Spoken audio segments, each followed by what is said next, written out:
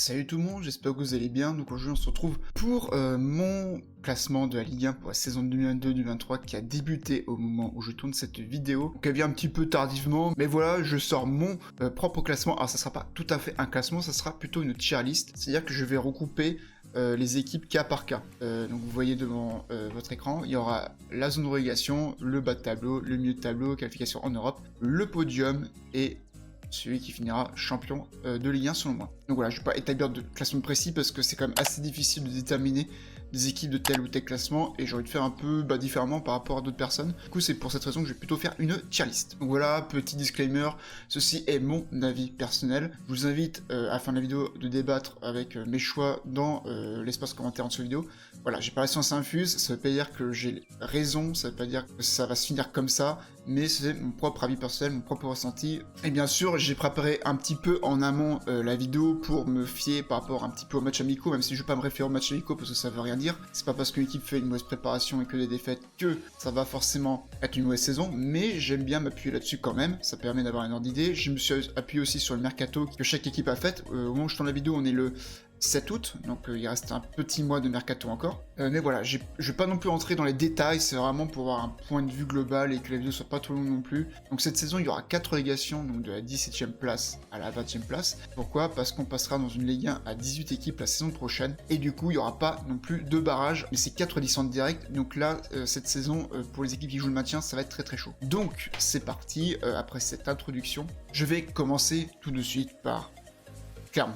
Alors Clermont, alors ça sera selon ma mémoire, là j'ai pas le classement de Ligue 1 de la saison dernière, mais ils se sont maintenus de justesse l'année dernière, 17e place. Mohamed Bayo, qui a été l'un des grands artisans l'année dernière, côté clermontois, qui est parti à Lille.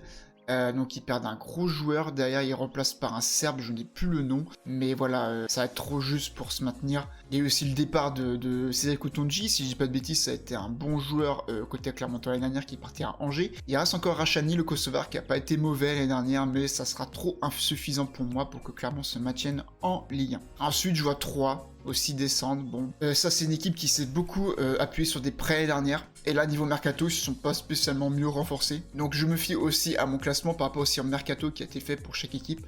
Si une équipe a fait un mauvais mercato, enfin pas forcément mauvais, mais qui n'a pas progressé, on va dire, sur le papier, c'est sûr qu'ils vont pas être dans le haut du classement. 3 en fait partie, pas un mercato super génial, pour l'instant en tout cas, mais voilà, je les vois faire la descente. Et là, je vais commencer peut-être à en faire grimacer certains. Je vais mettre Montpellier. Montpellier, c'est l'année dernière sur la phase de retour que des défaites. La pire équipe sur la phase de retour saison 2021-2022 de Ligue 1, pire que Bordeaux. Ils ont pris moins de points que Bordeaux, c'est pour vous dire. J'ai vu les amicaux. Pareil, j'ai dit tout à l'heure que ça voulait rien dire, mais quand même, c'est pratiquement que des défaites, je crois, dont une défaite contre Rodez. C'est très inquiétant. Sachant que, pareil, niveau mercato, ils ont pris Fatou Mawassa aussi, qui est un bon joueur. Ok, je l'accorde, mais pareil, depuis que Laborde est parti, depuis qu'Andy Delors est parti, c'est pas terrible. Il reste TJ Savanier, encore heureux pour eux, qui d'ailleurs, au moment où je tourne la vidéo, a marqué un doublé contre 3, justement, lors de la première journée, qui permet un peu d'engranger 3 points. Mais bon, je vais pas me fier au premier stade de la première journée pour me faire mon classement de la Ligue 1. Mais pareil, Montpellier, ça perd trop de joueurs et derrière, ça les remplace pas à un niveau suffisant. Et je pense que cette année, ça finira pour moi 17e ou 18e. Et là, c'est un peu un choc qui m'embête un peu parce que c'est une équipe que j'apprécie beaucoup. C'est le FC Lorient. Alors, j'ai hésité avec une autre équipe, mais je le mets pas dans la relégation. FC Lorient, pareil, qui a eu chaud l'année dernière, qui a fini 16e, je crois. Une des pires attaques de Ligue 1. Ils se sont pas encore renforcés offensivement. Ils risquent de perdre Arnaud Lorienté, qui est en instance de départ et qui d'ailleurs est un bon joueur. Je l'ai vu jouer contre Rennes tout à l'heure. Il a plutôt très bien joué.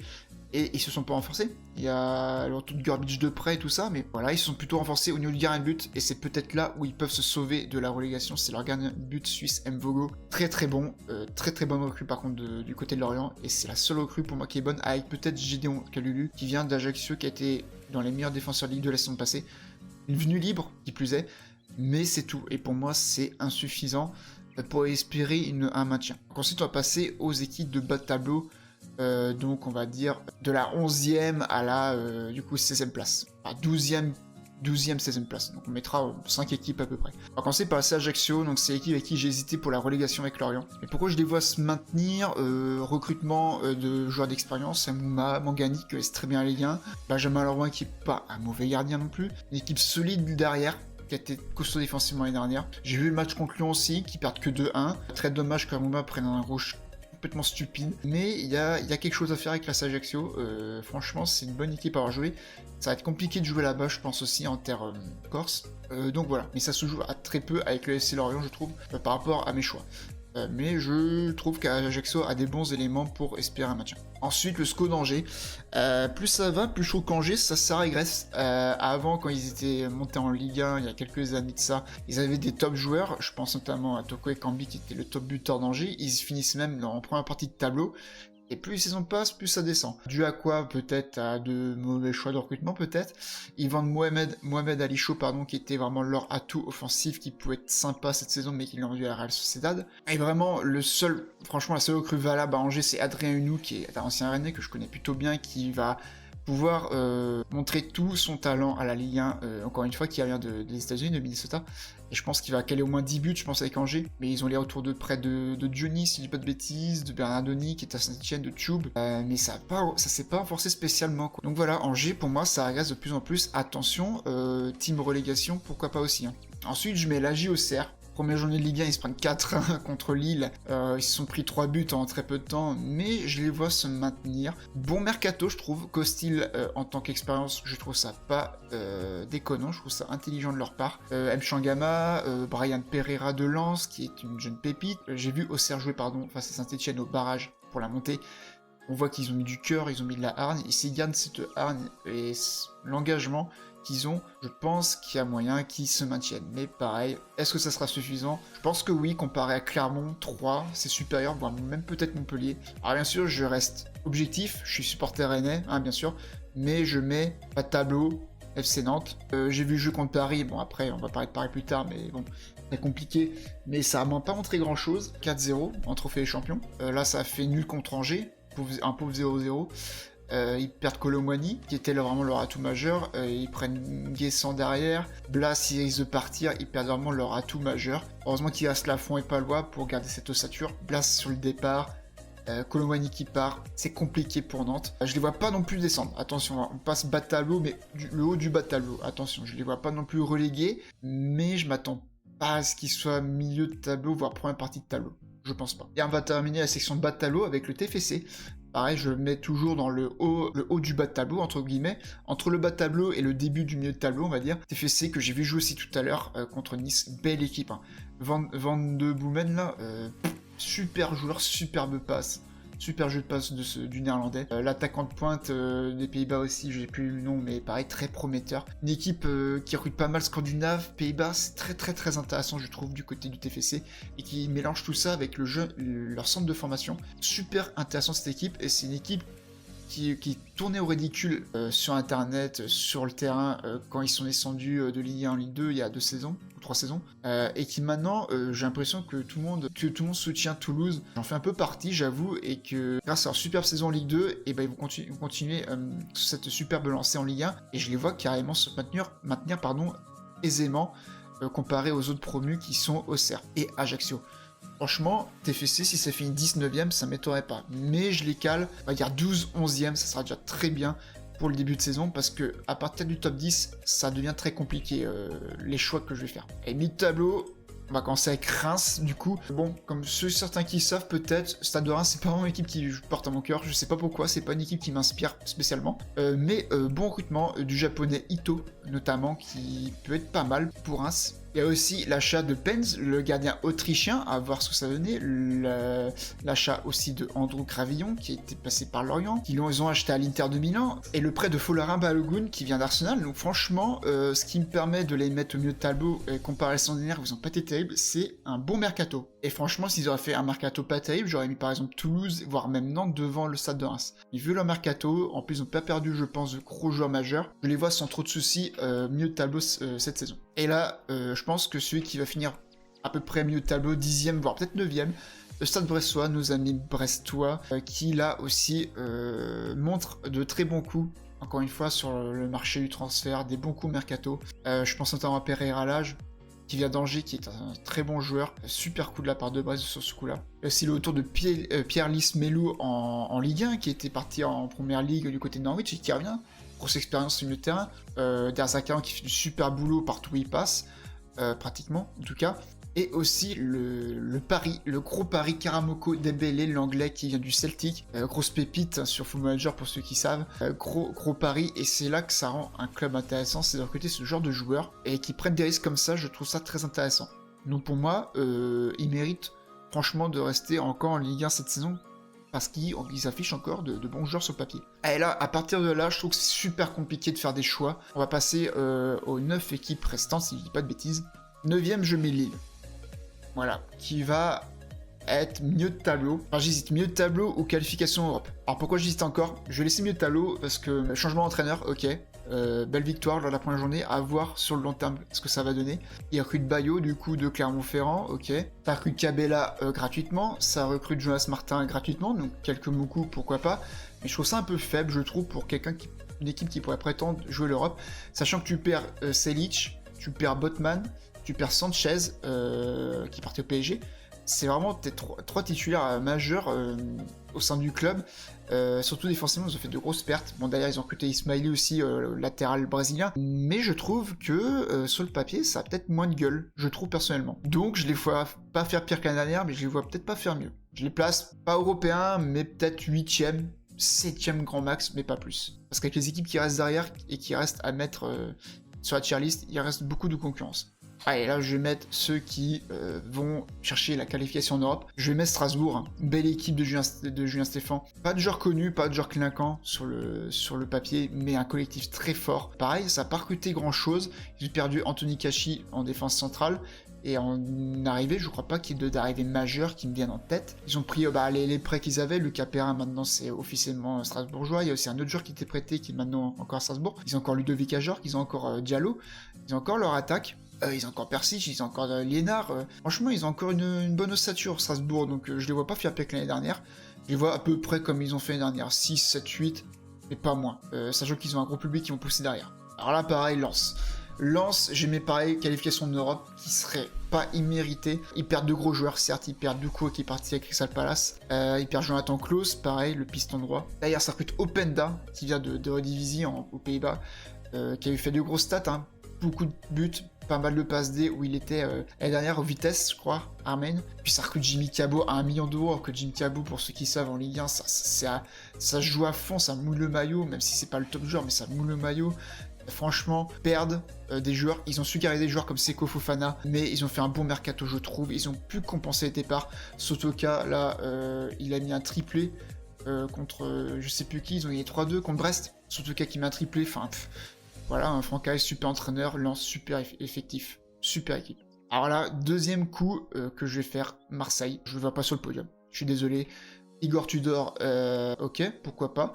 Je me suis dit pourquoi pas de base, pourquoi pas comme entraîneur comme ça peut le faire, hein, on sait jamais. Mais quand je vois qu'il y a déjà des embrouilles en interne avec des joueurs, entre joueurs et entraîneurs déjà, c'est pas bon. Des matchs de préparation, certes pas réussis, mais comme je dis, ça veut rien dire. Là, je tourne la vidéo, le match avant Marseille-Reims, donc ce match va être très déterminant pour savoir ce que va être l'avenir du Tudor, parce que en interne ça va pas, les amicaux ça va pas, les supporters veulent déjà le foutre à la porte, alors qu'il a encore rien montré, je comprends pas. Alors on peut discuter de ses choix en tant qu'entraîneur, de ses méthodes, mais moi je dis il faut laisser faire le temps.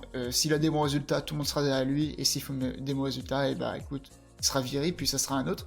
Comme chaque année, l'OM c'est une saison, un entraîneur, et c'est compliqué pour un club comme ça, parce que pour installer un collectif et une bonne équipe, il faut un entraîneur sur le long terme. Sampali, il avait l'ADN, je pense, de l'OM, il part au bout d'une saison. Je pense que c'est peut-être une grosse erreur. Et puis en plus, l'OM, quand c'est qualifié en Ligue des Champions, et l'année d'après, pendant qu'il jouait Ligue des Champions, ça finit 5ème. Vous pouvez regarder les dernières saisons, les 4-5 dernières saisons, ça finit 2ème, l'année d'après 5ème. Ça a été ça les 4 dernières saisons. Donc voilà, je les vois pas podium, 5ème, et vraiment 4ème grand max, mais pas plus. Puis j'ai pas parlé de leur recrutement. Alors, le recrutement, sur le papier, de très bons joueurs. Il y a Verretou, il y a Mbamba, il y a Klaus. Il y a vraiment des bons coups qui viennent de Ligue 1 ou d'ailleurs. Mais je trouve que ça fait beaucoup de recrutement et beaucoup de joueurs qui viennent, beaucoup de départs. Et si tu veux installer un collectif, il faut éviter trop de mouvements au sein d'un club. C'est mon avis personnel, au niveau de la gestion d'un club. Mais bon, après, ce qu'ils ont recruté, c'est pas de la merde non plus sur le papier. Ensuite, ceux qui vont batailler pour l'Europe jouent à Nice. Là, par contre, c'est le recrutement qui fait la différence. Aaron Ramsey, grosse recrue. Or, sur papier, je me dis, est-ce que ça va le faire? C'est sûr, c'est un gros nom, mais tu vois, c'est un peu le genre de joueur qui signe dans un autre championnat et qui va pas faire grand chose derrière, alors qu'on s'attendait à mieux. Mais là, lors de la première journée face à Toulouse, il marque. Il a été décisif, donc tant mieux pour lui, tant mieux pour les Niçois. Recrutement de Schmeichel pour encadrer Bulka, pour être le futur numéro 1 du club, mais Schmeichel, très bon gardien. Il y a encore Gouiri au club, il y a encore Delors, même si Gouiri est en instance de départ aussi, des clubs qui le lornent dessus. Franchement, ils ont de bons joueurs, Stengs. J'espère que ça va être l'année de confirmation pour lui, parce que l'année dernière c'était pas terrible. Il y a du Todibo, il y a du Lotomba, franchement il y a de bons joueurs, il y a de bons joueurs de Saint-Denis, et un bon recrutement aussi derrière. Et aussi j'ai pas parlé de BK, le jeune joueur formé à Caen et qui était parti en Russie, qui est revenu en France et qui maintenant joue à Nice, qui est un jeune espoir. Et le jeune italien, notre défenseur central que j'ai plus le nom, pareil, acheté 15 millions je crois, donc si ils ont mis autant, c'est qu'ils doivent avoir le coup. Pour moi, Nice, pour les mettre là, c'est qu'ils ont fait aussi un bon mercato. Qualification Europe, Lyon. J'ai eu beaucoup de streamers, youtubeurs les mettre dauphins, les dauphins du PSG, je suis pas d'accord. Je suis pas d'accord parce que Lyon, l'avantage qu'ils ont par rapport aux autres qui vont jouer l'Europe comme Marseille, comme Rennes, comme Monaco, c'est qu'ils vont pas jouer l'Europe, ils ont un calendrier moins chargé, ils vont se focus Ligue 1 plus Coupe de France. Il y a le retour de Lacazette, Tolisso, ok, je suis d'accord. Le Penant qui est loin d'être mauvais, mais je sais pas. J'ai vu le match contre Ajaccio, il gagne que 2-1. Lopez qui fait encore des dingueries d'ailleurs, et ça m'a pas totalement convaincu. Après, faut pas se fier que sur un match, bien sûr, mais Lyon c'était 7ème, je crois, l'année dernière. Je ne dois pas faire de 7-2 comme ça, au vu de toute la concurrence qu'il y a derrière. Moi, je les vois maximum 4ème, qualifié en Europa League et pas en Ligue des Champions. Pour moi, t'as des clubs qui sont devant Lyon, sur le papier bien sûr, après je peux me tromper, mais quand je vois beaucoup qui mettent Lyon dauphin de Paris, je suis pas tout à fait d'accord. Et du coup là il reste 3 équipes, et on va mettre du coup le podium, on va commencer par Rennes, que je vois plus 3ème que 2ème bien sûr. Pareil, ça peut jouer avec Lyon aussi bien sûr, mais pour moi Rennes, ça a conservé tous ses meilleurs joueurs, une deuxième meilleure attaque l'année dernière, Terrier qui est encore là, Bourigeau qui est encore là, Laborde, même si bon Laborde c'est pas terrible en ce moment, il y a encore Traoré, il y a Lovre-Mayer. En fait, il y a tous les éléments de Rennes l'année dernière, ceux qui se sont renforcés là où c'était faible. Ils ont recruté Steve Mandanda, qui je pense va faire une bonne saison à Rennes. Ils ont recruté Arthur Théâtre, Joe Rondon, très solide derrière, pareil. Voilà, ils se sont renforcés là où ça allait pas, sachant que Rennes a fini 4ème l'année dernière. Ils se renforcent là où il fallait, ils conservent leurs meilleurs joueurs, parce que faire un bon mercato, c'est pas que acheter des bons joueurs et faire des belles ventes, c'est aussi conserver ses meilleurs éléments. Rennes, c'est ce qu'ils ont fait. Ils ont couplé un peu les trois. Même si je pense que le point fort de Rennes, pour l'instant, au niveau du mercato, c'est la conservation de leurs meilleurs joueurs. Ensuite, les bonnes ventes, parce que vendre Aguerd 40 millions d'euros, alors que tu l'as acheté 5 millions à Dijon, c'est une très belle plus-value. Et Mathys Tel, qui a joué 7 matchs pro avec Rennes, et qui est vendu au Bayern Munich 30 millions d'euros, bonus compris. Ça fait de très jolies ventes pour Rennes pour l'instant. Sachant que Guirassy est en instance de départ, et qu'on part de lui à Everton pour 15 millions d'euros. Et bien sûr, le mercato de Rennes, en termes d'arrivée, c'est pas mal. C'est pas des noms non plus qui sont très connus, à part peut-être Mandanda, mais sur le long terme, ça peut être pas mal. Bon, bien sûr, je dis ça le jour même où Rennes a perdu contre Lorient. Bon, voilà, je suis dégoûté, mais bon, c'est comme ça. Ils ont fait un faux pas. Le goal de Lorient a été très bon aussi d'ailleurs, mais bon, voilà, ils ont perdu, et maintenant, il faut qu'ils relèvent la tête et qu'ils aillent de l'avant. Et pour un seul papier, Rennes, ça me paraît quand même plus costaud, je pense, que Lyon. Et ensuite, haut dans le podium, Monaco, je trouve un très très joli effectif. C'est un peu comme Rennes, c'est qu'ils ont un potentiel offensif très fort. Recrutement d'Embolo, Minamino. Ils ont Sofiane Diop que j'adore, qui est formé à Rennes, qui est un jeune qui est très technique, qui est très bon. Ben Yedder encore là, le patron de l'équipe, le capitaine. Voland, pareil, pour l'accompagner, c'est très fort. Là où ça a peut-être pêché un peu, c'est au milieu de terrain. Tchouaméni vendu au Real, il le remplace pas, il préfère mettre Matarazzo pour l'instant, ils vont peut-être recruter un milieu, je sais pas. Il y a encore Fofana, Dizazi, j'aime bien son profil, grand gaillard en défense centrale qui met des buts et fait des passes D, super. Et c'est pareil, c'est en défense, peut-être qu'il doit recruter un autre défenseur central et peut-être un latéral, je sais pas. Et Neubel qui s'améliore dans les cages monégasques. Donc très joli effectif de Monaco sur le papier également. Après, dauphin de Paris, ça m'étonnerait pas. Après j'ai vu le match contre le PSV, ça n'a pas non plus été un Monaco étincelant, mais il y a du potentiel. Et enfin, bien sûr, champion, hein, quelle surprise, Paris Saint-Germain. Ce que j'ai beaucoup aimé cette saison, c'est le recrutement déjà d'un entraîneur français. On va faire confiance à un entraîneur qui connaît très bien la Ligue 1, qui entraîne dans plusieurs clubs de Ligue 1, Saint-Etienne, Nice. Ça, j'aime beaucoup, Galtier à Paris. Et aussi, ça recrute en Ligue 1. Et oui, Renato Sanchez, c'est un bon élément. Ekitike, sur le long terme, ça peut être quelque chose de pas mal. C'est pas à peine d'aller chercher ailleurs quand tu peux avoir de bons éléments dans ton propre championnat. Sachant que Paris, si je dis pas de bêtises, n'a pas recruté de joueurs de Ligue 1 depuis Mbappé. Ça sert à rien de recruter 10 000 stars.